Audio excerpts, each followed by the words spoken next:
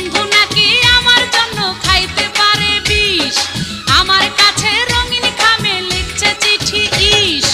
আমি যে এক পরের স্ত্রী এই কথা সে জানতো না, ভালোবাসার কোন ভাষাতে জানাই তারে সান্ত্বনা। আমি যে এক পরের স্ত্রী এই কথা সে জানতো না, ভালোবাসার কোন ভাষাতে জানাই তারে সান্ত্বনা। তাই তো আমি মনের দুঃখে শাহ আলমের গান ধরি, চিঠি পড়েছি আমি লজ্জাতে মরি, চিঠি পড়েছি আমি লজ্জাতে মরি।